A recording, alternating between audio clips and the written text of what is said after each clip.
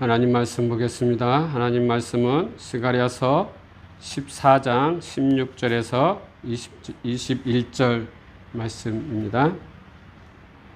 1325페이지입니다. 같이 찾았으면 봉독하겠습니다.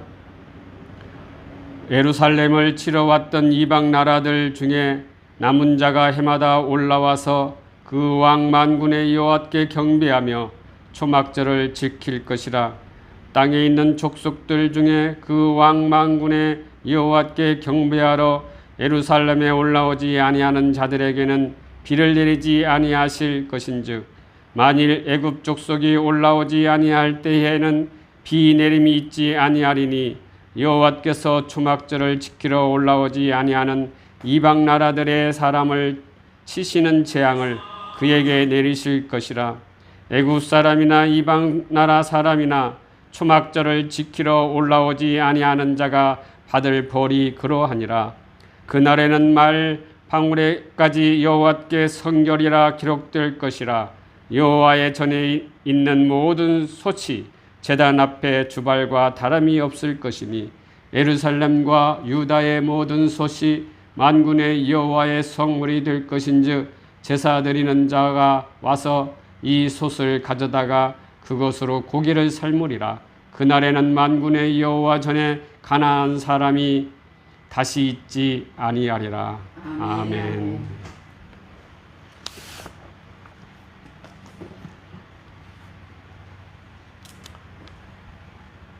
지난주에는 이방 민족에게 내릴 재앙에 대하여 말씀을 나누었습니다. 이방 민족에게 내릴 재앙이 무엇이라고 하였지요? 그 첫 번째가 이방 민족들은 전염병으로 고통을 받을 것이다 라고 하였습니다. 재앙의 형태로는 살아있는 상태에서 살을 썩게 한다고 하였지요. 그리고 눈과 혀도 입속에서 썩는다고 하였습니다. 그리고 두 번째는 예루살렘을 침략한 이방 족속들은 혼란에 빠져 서로 공격하게 될 것이라고 하였습니다. 세 번째는 유다도 전투에 참여할 것이며 전투의 약탈물을 거두어 모아질 것이라고 하였습니다. 그리고 모든 육체에게 재앙을, 육축들에게도 재앙을 내리실 것이라고 하였지요. 이는 원수들을 철저히 파멸을 의미한다고 하였습니다. 하나님을 믿지 못하는 자들을 하나님께서 그들이 믿을까 하여 눈을 가리신다고 하였습니다. 예수님께서 많은 표적을 보여주시고 병도 고쳐주시고 많은 이적들을 행하였지만 백성들은 예수를 믿지 않았습니다. 요한복음 12장 39절에서 40절에 보니까 그들이 능히 믿지 못하는 것은 이 때문이니 곧 이사야가 다시 일렀으니 그들의 눈을 멀게 하시고 그들의 마음을 완고하게 하셨으니 이는 그들로 하여금 눈으로 보고 마음으로 깨닫고 돌이켜 내게 고침을 받지 못하게 하려 함이라 말씀하고 있습니다. 사랑하는 성도 여러분, 혹시 눈이 가려서 하나님을 볼 수 없으십니까? 이는 하나님이 가리셨기 때문입니다. 구원을 받지 못하게 하기 위해서입니다. 그러나 하나님의 백성은 하나님께서 보여주신다고 하였지요. 무엇으로 보여주십니까? 말씀으로 보여주신다고 하였습니다. 저와 여러분은 하나님께 고침받기를 간구해야 합니다.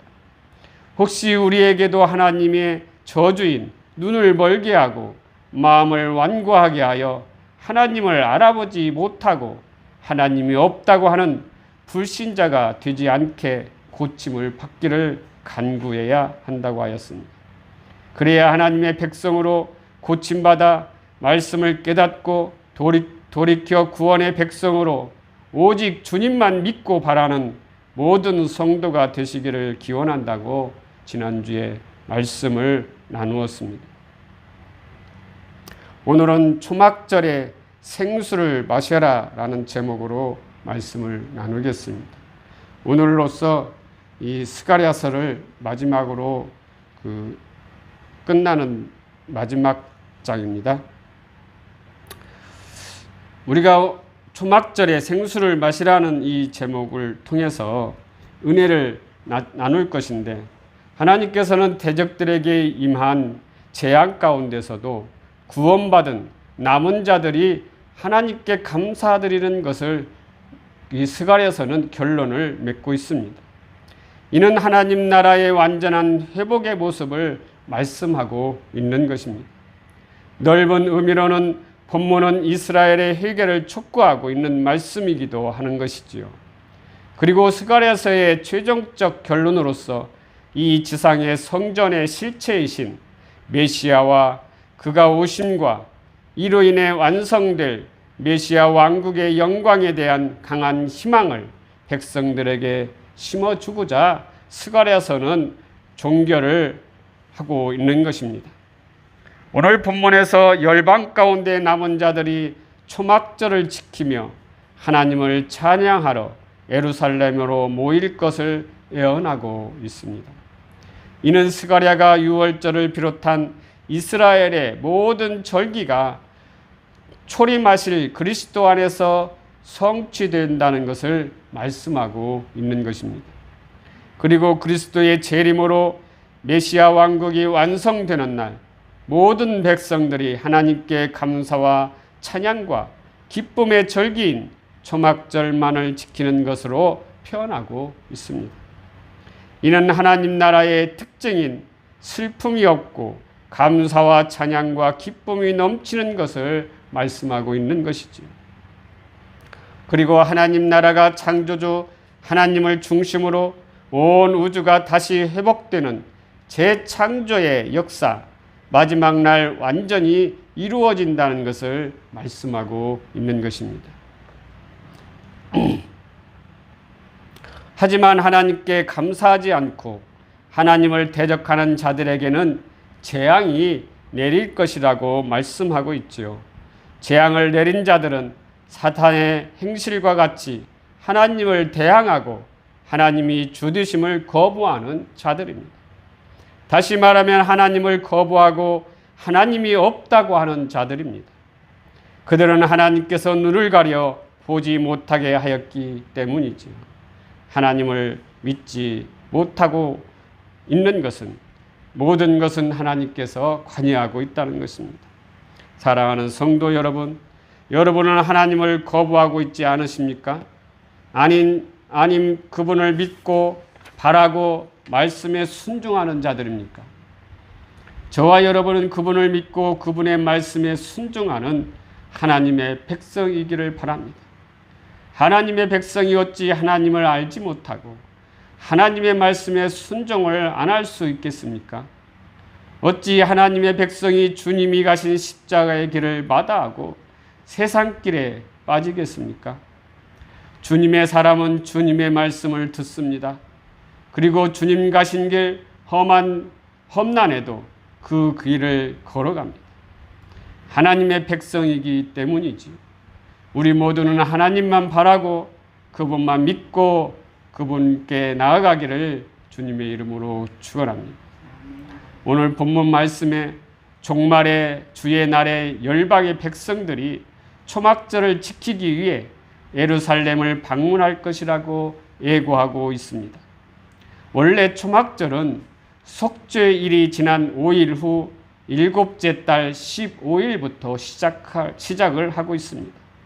이 절기는 마지막 추수를 기념하며 이스라엘에게 놀라운 땅의 선물을 주신 하나님께 감사하기 위해서인 것입니다.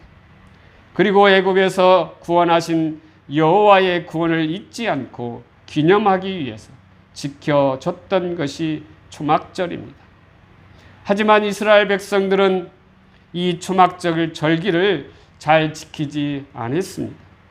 그래서 에스라는 포로로 귀환한 이 공동체를 향해 다시 초막절을 준수할 것을 명령하였던 것입니다.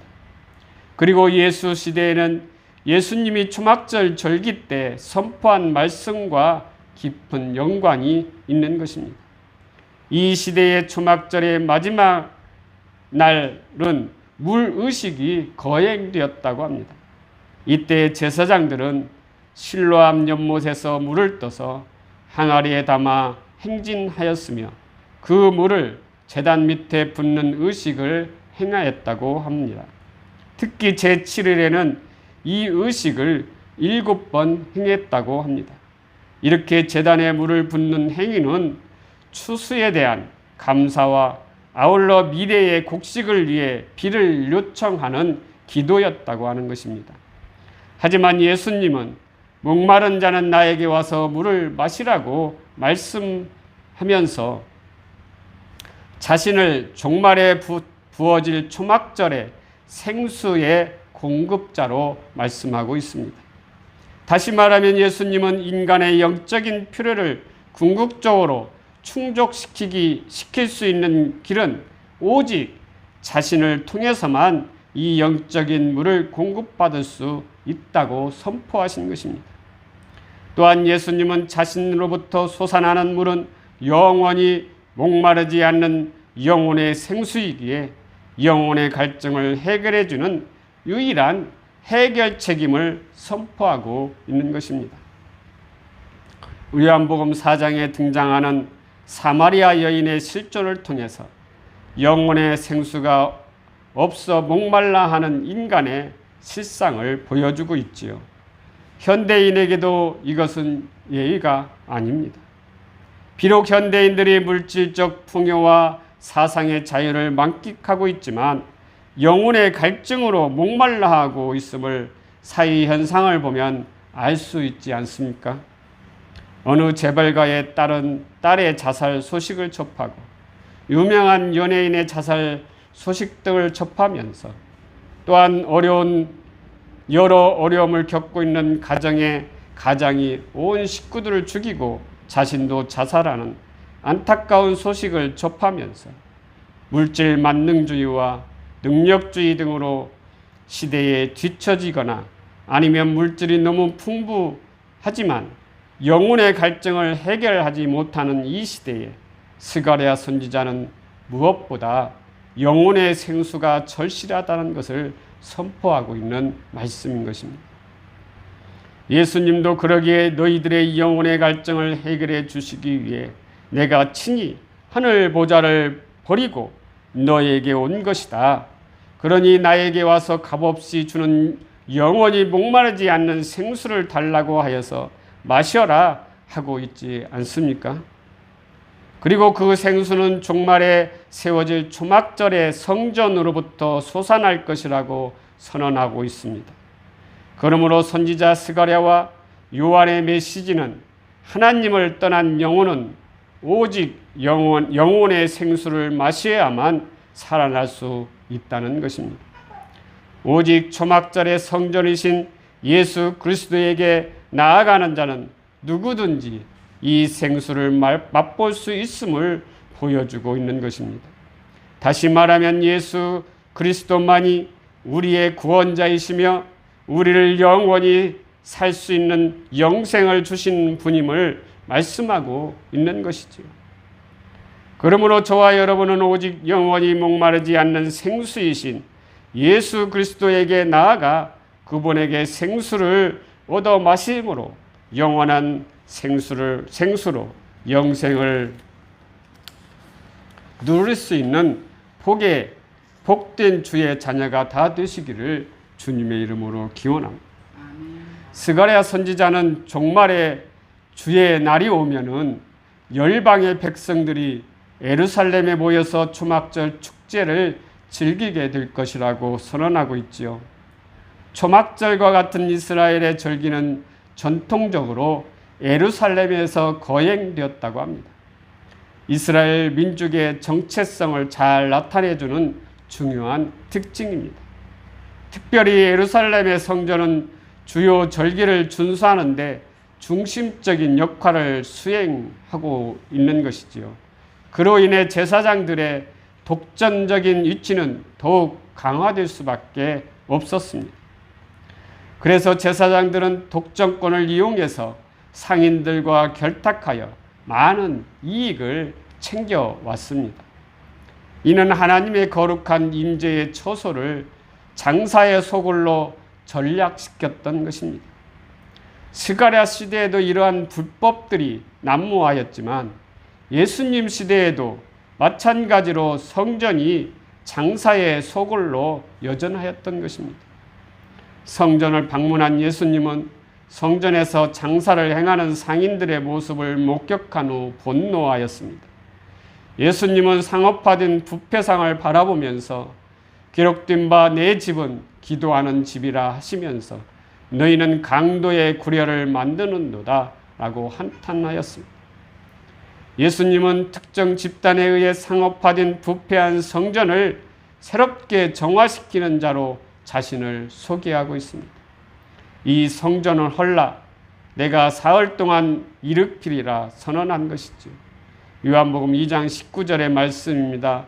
예수님께서 대답하여 이르시되 너희가 이 성전을 헐라 내가 사흘 동안 일으키리라 말씀하고 있습니다. 요한은 사흘 만에 다시 건축될 이 성전이 바로 예수님의 몸이라고 말하고 있지요. 이처럼 요한의 관점에서 볼 때 예수 그리스도야말로 구약의 성막 혹은 성전의 완전한 성취가 되시는 분이라고 말씀하고 있는 것입니다. 그러므로 우리는 육신으로 오신 하나님 예수 그리스도를 통해 하나님의 임재를 온전히 체험해야 되는 것입니다. 우물가의 여인이 자신에게 찾아온 예수님을 보고 우리 조상들은 이 산에서 예배하는데 당신들의 말은 예배할 곳이 예루살렘에 있다고 하더이다 라고 말씀하면서 질문을 던지지요. 그때 예수님은 말씀하십니다. 요한복음 4장 23절에서 24절에 아버지께서 참되게 예배하는 자들은 영과 진리로 예배할 때가 오나니 곧 이때라. 아버지께서는 자기에게 이렇게 예배하는 자들을 찾으시니라. 하나님은 영이시니 예배하는 자가 영과 진리로 예배할지니라. 예수님께서 어떠한 지형으로서 예루살렘이나 건물로서의 성전에서 하나님의 임재를 체험할 수 없음을 분명히 밝히고 있는 것입니다. 이제는 예수 그리스도를 통해서만 하나님의 임재를 경험할 수 있다는 것입니다. 영과 진리이신 예수 그리스도를 통해서만 예배를 할 수 있다는 것이지요. 사랑하는 성도 여러분, 사도 바울은 에베소서에서 이렇게 말씀하고 있습니다. 에베소 교인들이 그리스도의 몸의 일부이며 성도들 모두가 서로 연합하여 참된 성전으로 건축되어야만 함을 말씀하고 있는 것이지요. 이는 성령께서 모든 성도들 가운데 거하심으로 성도의 몸 자체가 거룩한 하나님의 임재하는 성전이 되기 때문이라고 말씀하고 있죠. 또한 고린도후서 6장 14절 16절에 보면은 성령이 거하지 않는 불신자들과 친교를 경고하면서 우리는 살아계신 하나님의 성전이라 이와 같이 하나님께서 가라사대 내가 저희 가운데 거하며 두루 행하여 나는 저희 하나님이 되고 저희는 나의 백성이 된다고 선언하고 있습니다. 이와 같이 사도 바울은 그리스도의 몸이 성령의 전이라는 사실을 강조하고 있습니다. 그러므로 성전을 더럽히는 불법과 죄악을 피하여 그리스도 안에서 서로 연합해야 합니다. 우리의 성전을 든든히 세워 나아가야 하는 것이지요. 우리의 몸으로 하나님께 영광을 돌리는 모두가 되시기를 주님의 이름으로 축원합니다. 기도하시겠습니다. 사랑의 아버지 하나님,